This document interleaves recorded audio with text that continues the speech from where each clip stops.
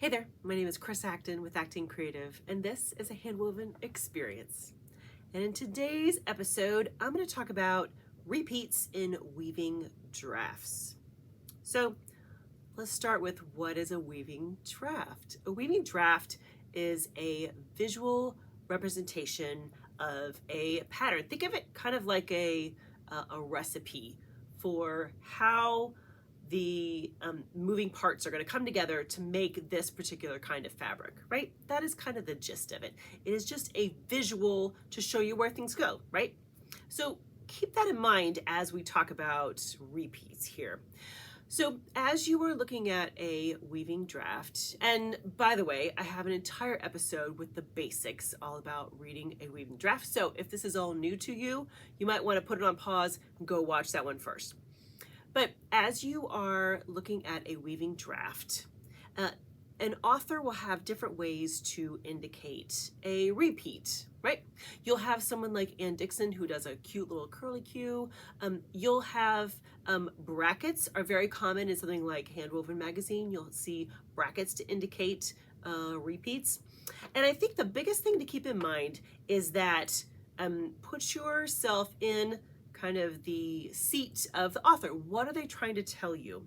Ultimately, a draft is usually a really shortened version of what the entire project is going to look like, right? So instead of writing out, 200 specific notes for where each of the 200 yarns are going to go, they want to shrink it somehow. And that's where these crazy repeats can come in. So let's take a look at this draft right here. Now, the repeats that I'm talking about typically show up in the threading. The threading is the sequence that the warp yarns go through the shafts of your project. So that's usually where you're going to see some crazy repeat action happening. So with this example that I have right here, do you see how there's all kinds of brackets in the way, right? You're like, okay, this says 2 times, this says 20 times. What do I do here?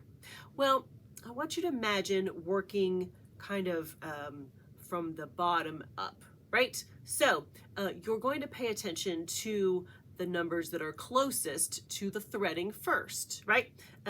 Say you're gonna work from right to left. Okay, so we'll start there. So under that first bracket, you see it says 1, 2, 3, 4, and there's a little 2x above it. You're gonna repeat that. 1, 2, 3, 4, 1, 2, 3, 4. Great, carry on. Next, 1, 2. Then you see another section with brackets, 4, 3, 2, 1, 4, 3, 2, 1. Great, carry on, 4, 3. So ultimately, as you look at this, the author wants you to do a, 20 yarn sequence, right? But they just condensed it. So then as you work your way up, you see it says 20 times. The idea is you're going to go through that same sequence of 20 yarns 20 times to get the width of the project that they want you to for this particular handwoven project. So while brackets and parentheses and any kind of markings like that may seem a little confusing and kind of like higher level math, it's actually not that hard.